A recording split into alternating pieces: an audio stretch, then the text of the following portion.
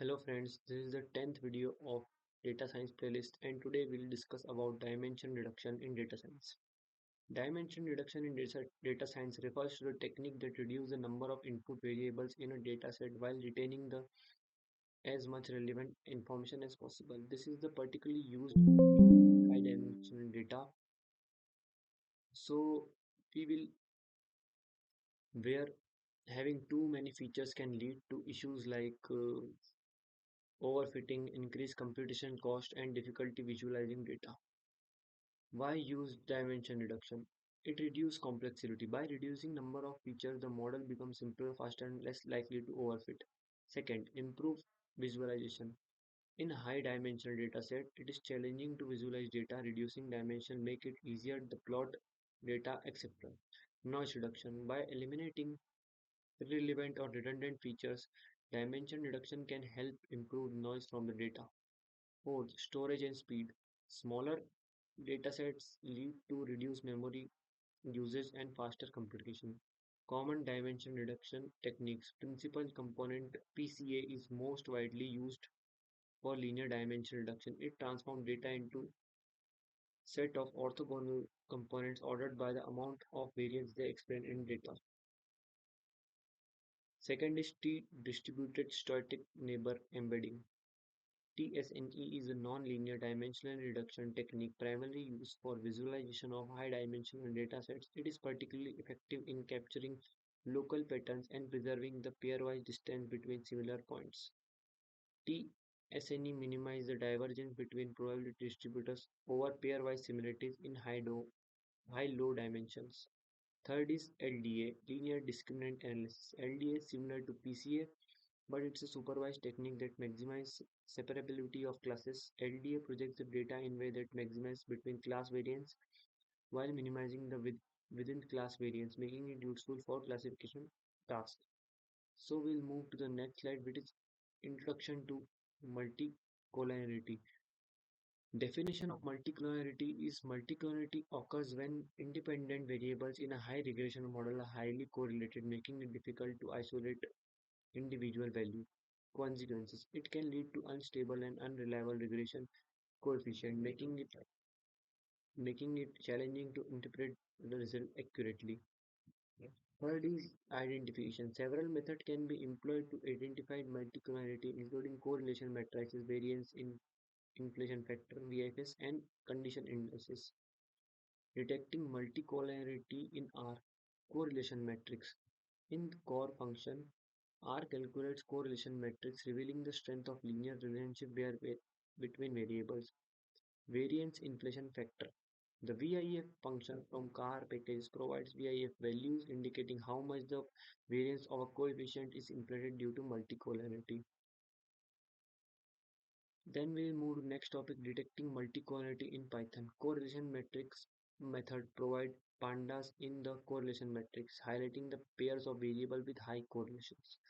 VIF. The variance inflation factor function from the stats model packages provides VIF values, helping to identify variables with high multicollinearity. Understanding principal components analysis (PCA). First is data transformation. Data transformation. PCA transform a set into correlation variables into smaller set of uncorrelated variables called principal components.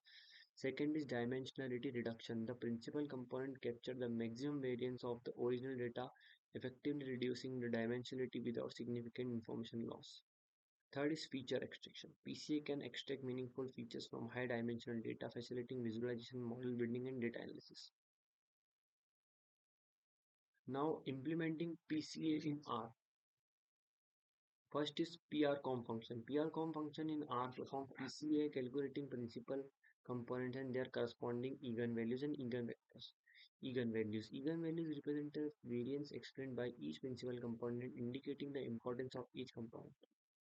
Third is eigenvectors. Eigenvectors represent the direction of each principal component in the original variable space, showing the linear combination of variables defining each component. Now we'll move to interpreting PCL result in R. Scree plot. The scree plot visually displays the eigenvalues of each principal component, showing the variance explained by each component.